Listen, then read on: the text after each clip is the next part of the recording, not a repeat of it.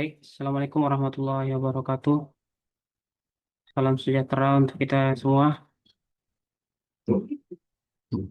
Di sini saya akan perkenalkan, nama saya Alfitrah dengan NIM 524 kali 3 triple 02, Prodi Teknik Elektro, lulusan pengampu Bapak Rudi Salam STMT dan Ibu Erita Astrid STMS. Di sini saya akan melaporkan tugas proyek pada mata kuliah Optimasi Sistem Tenaga Listrik yang berjudul Komputasi Aliran Daya Optimal Sistem Tenaga Skala Kecil 19 dengan metode Mad Power Interior Point Package Solver atau MIPS.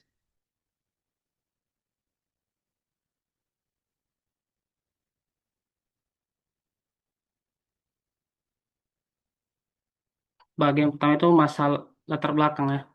Masalah apa yang ingin dioptimasi?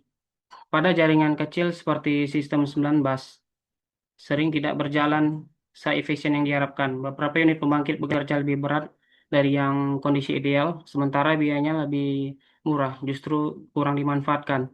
Kondisi ini membuat biaya operasi meningkat dan tegangan tidak selalu berada pada kisaran yang aman. Karena itu diperlukan analisis OPF atau Optimal Power Flow untuk mencari pengaturan kinerja sistem yang lebih hemat dan stabil.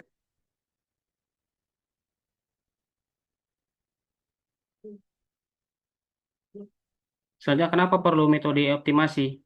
Sistem tenaga listrik ini memiliki banyak batasan teknisnya dan persamaan yang saling terkait, sehingga tidak bisa diselesaikan hanya dengan aliran daya biasa. Algoritma optimasi, terutama metode interior point yang dipakai atau MIPS, membantu menemukan kondisi operasi yang terbaik tanpa melanggar batas-batas sistem. Dengan optimasi ini kita bisa menurunkan biaya, menjaga tegangan tetap aman, dan mengurangi rugi-rugi jaringan.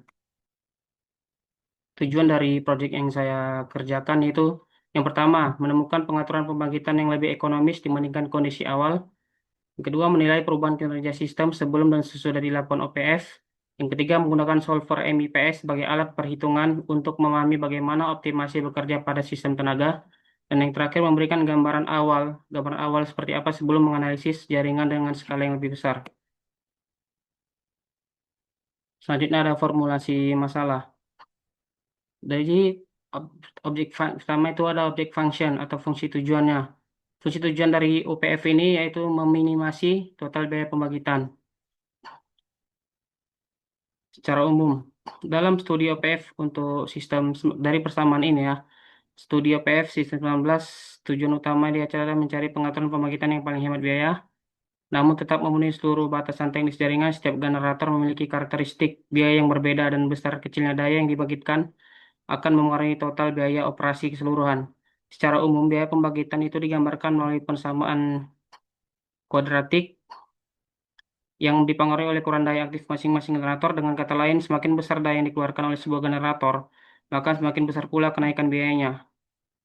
Makanya fungsi objektif dari OPF ini diarahkan untuk memilih kombinasi keluaran daya generator yang menghasilkan biaya yang paling rendah. Selanjutnya, constraint atau kendala. Yang pertama itu ada persamaan power balance, keseimbangan daya aktif, dan persamaan pada keseimbangan daya reaktif. Setiap bus harus memenuhi hubungan dasar antara daya yang masuk dan keluar. Generator yang terpasang di sebuah bus harus mampu menutupi beban yang ada dan sekaligus berinteraksi dengan daya yang mengalir dari atau menuju bus lain melalui jaringan. Persamaan keseimbangan daya, baik untuk komponen aktif maupun reaktif, menjadi syarat penting agar sistem benar-benar berada dalam kondisi yang seimbang. Batas op- Selanjutnya ada batas operasi pada sebuah generator. Dapat kita lihat pada persamaan, setiap unit pembangkit memiliki kapasitas kerja tertentu, baik untuk daya aktifnya maupun daya reaktifnya. Generator itu tidak boleh dipaksa bekerja di luar ambang batasnya, sehingga dalam OPF, nilai minimum dan maksimum daya generator harus selalu diperiksa. Aturan ini berlaku menjaga agar unit pembangkit tetap berada dalam zona aman dan tidak menimbulkan gangguan pada peralatan-peralatan sistem tenaga listrik. Batas tegangan pada bus dapat dilihat pada persamaan. Besarnya tegangan pada setiap bus perlu dijaga dalam rentang kurun waktu tertentu. Jika terlalu rendah, kualitas daya akan menurun. Jika terlalu tinggi, peralatan bisa rusak. Karena itu, peran optimal power flow ini harus memastikan bahwa tegangan setiap bus berada di dalam batas atas dan bawah yang telah ditetapkan, berarti ya di tengah-tengah. Selanjutnya, pembatasan arus untuk tiap cabang. Lewat aktivitas bersama untuk tiap cabang dan atau bisa diinformasikan sebagai pembatasan aliran aktif atau beban. Setiap saluran transmisi pasti memiliki kemampuan maksimum dalam mengalirkan daya. Jika aliran melebihi tersebut, saluran bisa mengalami kelebihan overheating atau panas dan berpotensi gagal. Maka OPF harus tetap menjaga aliran daya antar bus berada di bawah limit thermal cabang tersebut. Selanjutnya pemilihan metode optimasi. Alasan saya untuk mengerjakan proyek ini memilih metode MIPS atau Map Power Interpoint Solver. Yaitu yang pertama, cocok untuk OPF AC daya AC yang penuh persamaan linear dan banyak batas-batas operasi. Yang kedua, memberikan hasil yang stabil dan konsisten atau deterministik, cepat dan efisien untuk sistem tenaga skala kecil sampai menengah. Dan juga sudah tersedia di Mad Power sehingga mudah diimplementasikan dan mampu memenuhi semua kendala teknis secara ketat.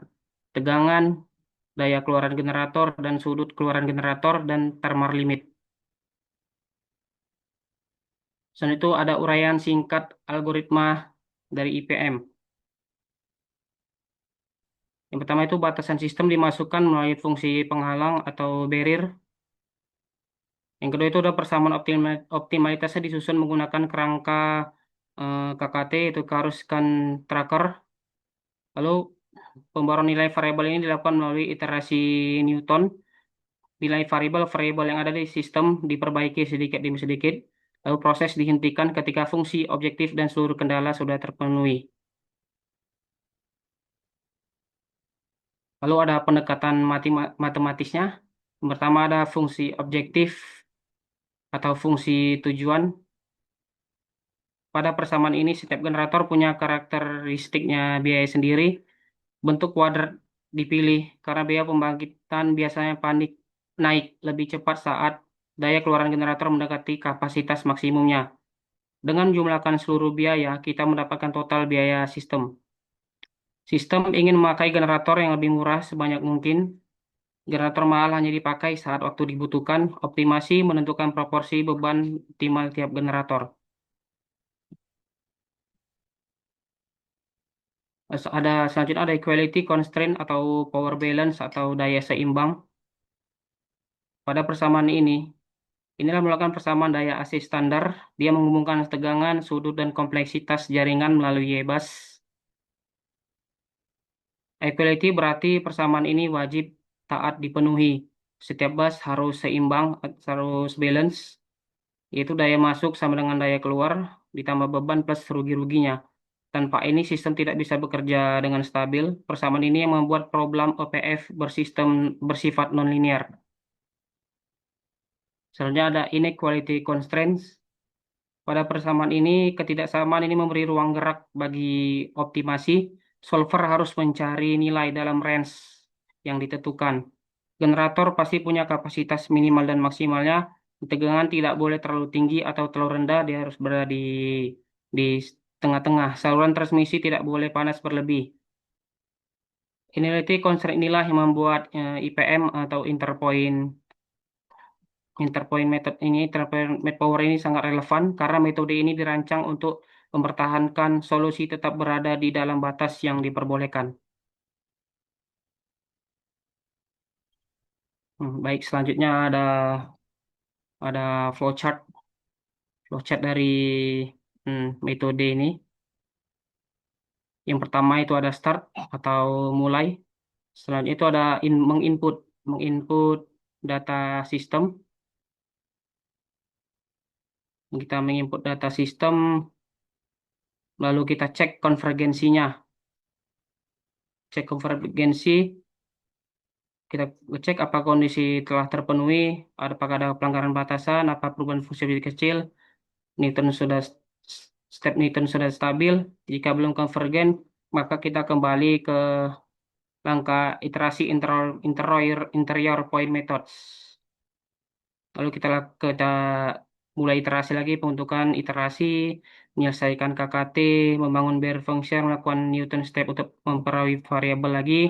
Jika sudah berhasil atau yes, maka output hasil dan selesai. Selanjutnya implementasi program. Jadi program yang implementasi program ini saya menggunakan MATLAB, MATPower. MATLAB yang saya gunakan itu 2016 dan MATPower-nya yang saya gunakan itu yang versi 6. Di versi 6 itu tersedia eh, IPM tadi, Interpoint MATPower. Selanjutnya masuk ke kode inti.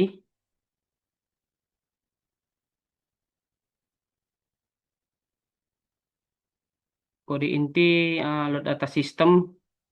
Ini baris ini memanggil data jaringan IEEE 19 dari MedPower berisi informasi bus, generator, dan saluran. Yang kedua itu ada kode menjalankan power flow awal digunakan untuk profil tegangan awal, output daya keluaran generator, dan output sudut keluaran generator awal. Lalu kondisi operasi sebelum optimasi. Setelah itu ada kode yang menghitung biaya pembangkit sebelum optimal power flow. Daya aktif dari setiap generator sebelum optimasi mengambil parameter biaya A, B, C, menghitung biaya sesuai fungsi kuadratik biaya. Lalu selanjutnya kode menjalankan OPF menggunakan solver MIPS. Untuk penjelasannya itu ia memilih solver interior point method atau MPS, menjalankan optimasi aliran daya. Solver menghitung daya generator dan daya sudut generator dan sudut optimal untuk biaya minimumnya.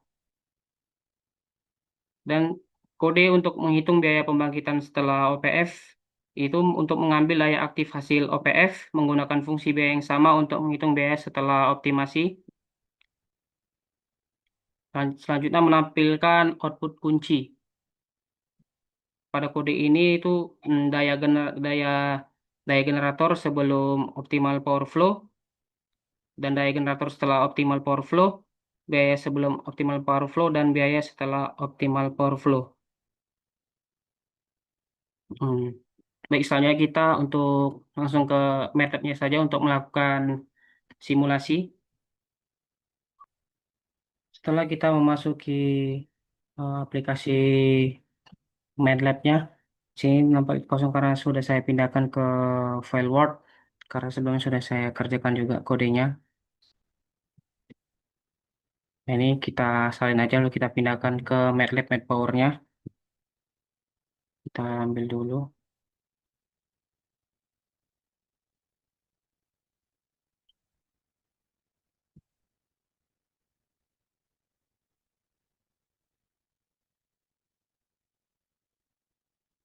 Baik, kita pindahkan ke MATLAB MATPower.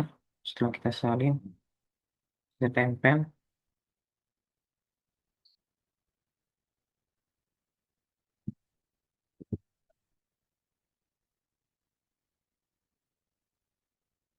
Baik, TMC menjalankan.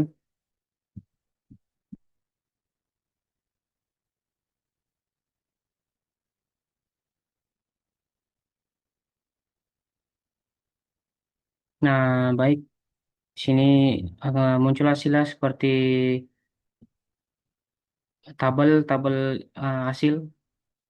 Setelah dijalankan kode tersebut, maka akan muncul hasil OPF EEE 19 dengan MIPS. Total biaya sebelum dilakukannya optimal power flow yaitu 5.438,3237 per jam, per hari, per hour, per jam, maaf, per jam, per hour, dan total biaya sudah OPF-nya yaitu 5.296,6865 dolar per jamnya. Ini yang pertama ada perbandingan eh, daya generator sebelum dan sesudah pada generator pertama yaitu 71,955 megawatt dan setelah dilakukan optimasi Hasilnya itu 89,799 megawatt. Pada generator 2 juga gitu, setelah dilakukan optimasi naik nilainya itu sekitar 134,32 megawatt. Dan pada generator 3, sebelum dilakukan optimasi daya generatornya itu 85 megawatt. Setelah dilakukannya optimasi, daya yang dihasilkan itu 94,187 megawatt. Selanjutnya ini kita lampak juga perbandingan tegangan antar bus. Bus pertama yaitu satu satu volt sebelum dilakukan optimasi. Setelah dilakukan optimasi dapat kita lihat 1,1 volt. Begitu juga dengan bus 2, 3, 4, 5, 7, 8 sampai 9 dia meningkat secara meningkat secara meningkat ya. Hmm, Setelah dilakukan optimasi begitu juga dengan bus 9 ini dapat kita lihat juga sebelum dilakukan optimasi tegangan di bus 9 yaitu 0,95762 volt. Setelah dilakukan optimasi dengan optimal power flow, maka tegangan di bus 9 itu naik menjadi 1,0717 volt. Lalu perbandingan biaya per generator juga dapat kita lihat pada generator pertama yaitu cost before biaya biaya pemakaian generator yaitu 1.709,3 dolar per jamnya, dan setelah dilakukan optimasi dia menurun meningkat di sini meningkat 1.486 dolar per jamnya di sini, tapi untuk pada generator 2 itu 3.054 dolar per jam. Setelah dilakukan optimasi dia menurun sekitar 2.294,8 dolar per jam. Untuk generator 3 sebelum dilakukan optimasi cost before itu 1.305,1 dolar per jam. Setelah dilakukan optimasi cost afternya itu 1.515,9 dolar per jam. Jadi total biaya keseluruhan total cost before sebelum dilakukan optimasi yaitu 5.400 sebelum dilakukan optimasi itu 5.438,3 dolar per jam. Tapi setelah ketika melakukan optimasi melalui kode tersebut dengan menggunakan metode IMPS, total cost afternya itu 5.296,7 dolar per jam. Di sini kita bisa buktikan juga dengan grafik. Nah, ini grafik pertama untuk grafik profil tegangan. Nah, dapat kita lihat pada warna apa biru merah ini kondisi before, kondisi sebelum dilakukan optimasi.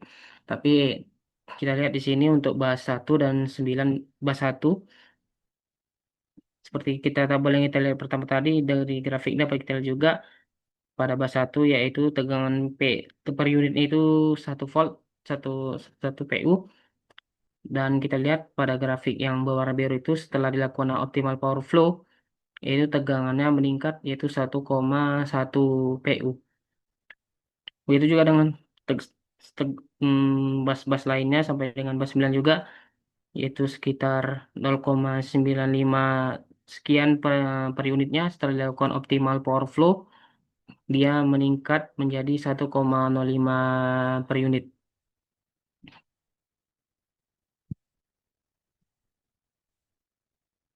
Di sini kita lihat juga artinya apa setelah dilakukan optimal optimal power flow dia meningkat.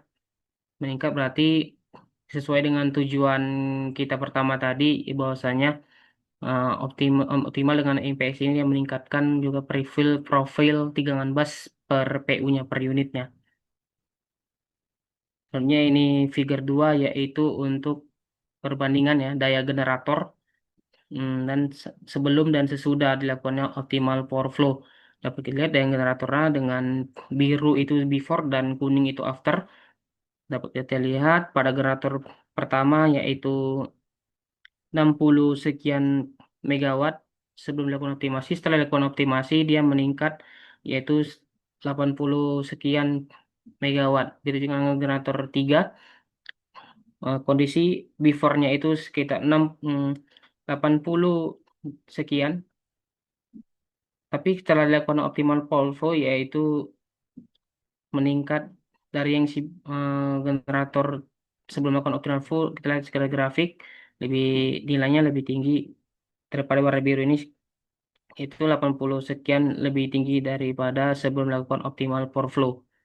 Artinya juga sesuai dengan tujuan pertama tadi, optimal power flow menggunakan MIPS ini, interpoint solver ini digunakan untuk meningkatkan juga daya generator sesuai diharapkan pada tujuan awal. Itu dengan figure 3 itu untuk total biaya pembangkit secara keseluruhan. Dapat dilihat juga dari tabel kita lihat tadi.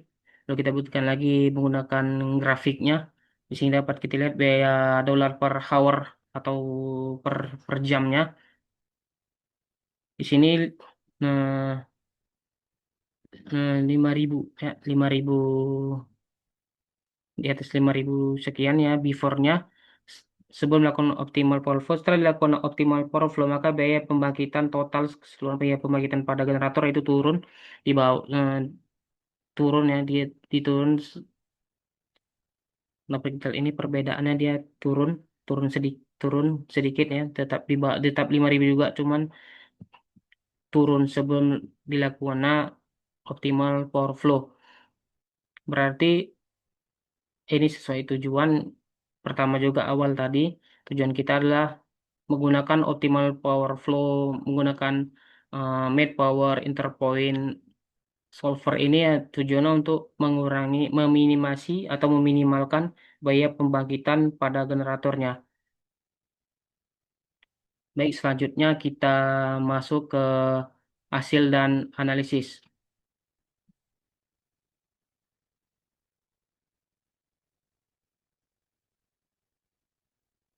Nah, ini ada perbandingan baseline dan kondisi awal estimasi.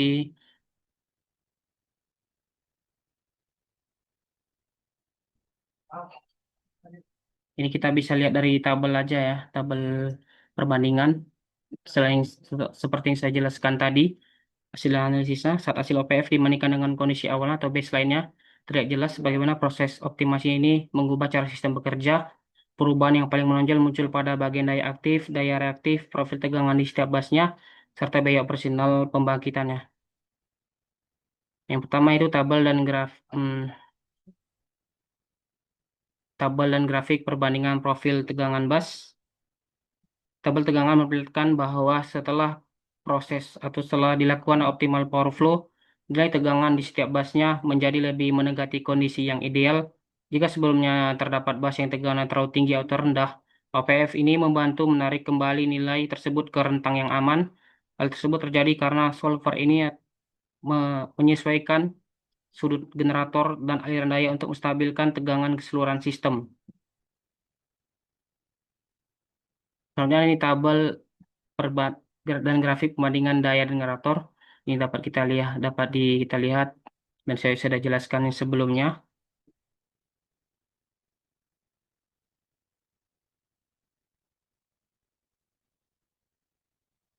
Dapat kita lihat ya dari tabelnya juga tabel daya generatornya setelah dilaksanakan OPF atau optimal power flow dijalankan, pembenaran tiap generator tidak lagi sama seperti kondisi awal. Generator yang memiliki biaya operasi lebih murah cenderung diberi porsi daya yang lebih besar, sedangkan generator yang biaya produksinya lebih tinggi justru diturunkan beban kerjanya lebih murah, biaya operasi lebih murah. Generator yang memiliki biaya operasi lebih murah cenderung diberi porsi daya yang lebih besar, sedangkan generator yang biaya produksinya itu lebih tinggi, justru diturunkan beban kinerjanya. Ini wajar karena tugas dari optimal Polvo adalah mencari kombinasi paling hemat tanpa melanggar batas teknis sistem.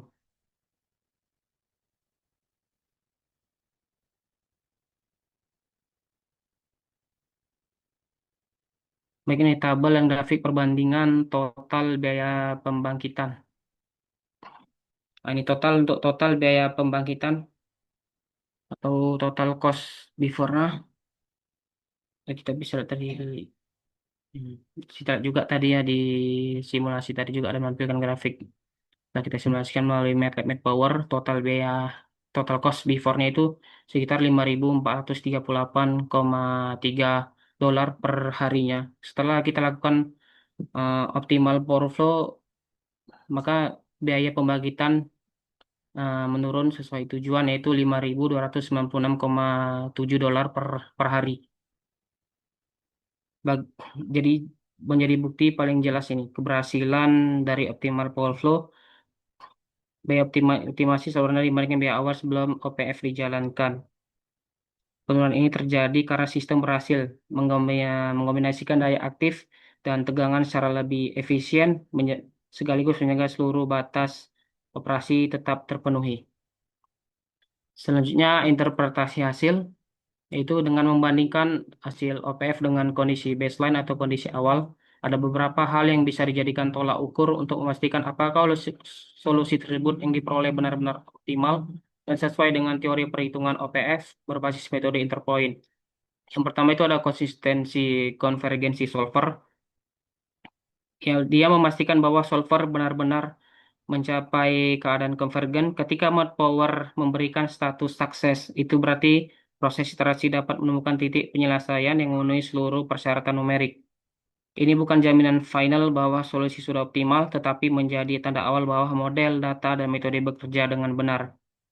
Setelah itu pemeriksaan kelayakan solusi atau feasibility. Setelah konvergen, kita memeriksa apakah semua persamaan fisik benar-benar sudah terpenuhi, terutama persamaan keseimbangan daya aktif dan reaktifnya. Jika selisih daya dan sudut setiap bus berada dalam toleransi numerik yang sangat kecil, itu menunjukkan bahwa solusi yang diperoleh memang memenuhi hukum kelistrikan dasar. Selain itu, tidak boleh ada satupun batas operasi yang terlampaui, seperti daya keluaran generator tidak boleh melebihi daya maksimum atau turun di bawah daya minimum, seperti juga kita jelaskan tadi, dia harus berada di tengah-tengah.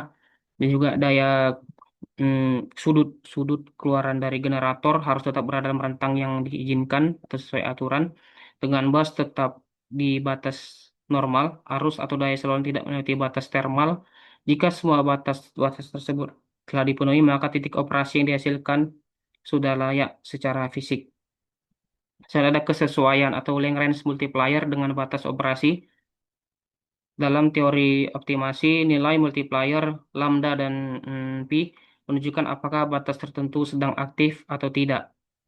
Pada kondisi optimum, batas yang tidak sedang tersentuh oleh solusi biasanya punya multiplier mendekati nol.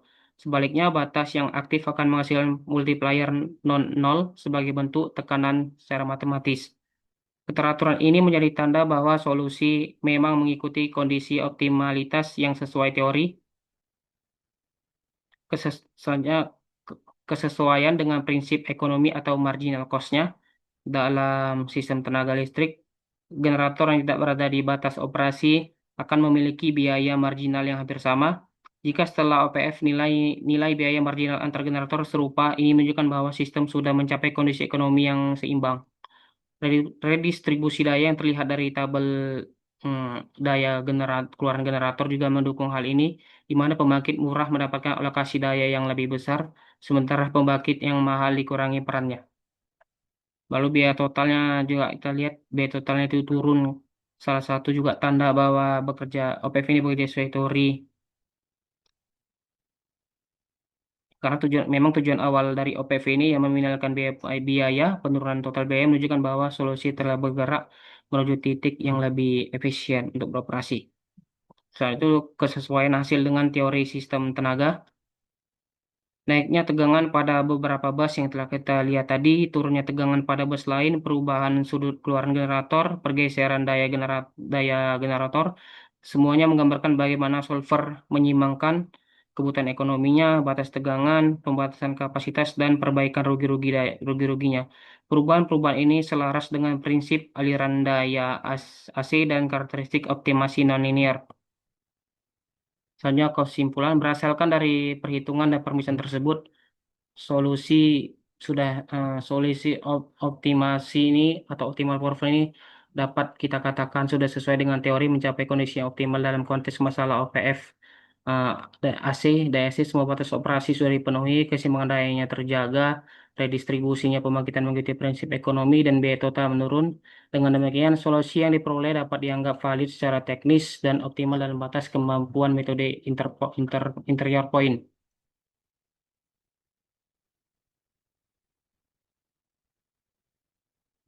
Baik, sekian dari mm, pe- presentasi saya ini. Saya ucapkan terima kasih kepada Bapak, Ibu dosen pengampu, dan saya juga ucapkan terima kasih kepada para audiens dan para pendengar. Saya juga mengucapkan mohon maaf atas kekurangan dalam presentasi ini. Saya ucapkan terima kasih.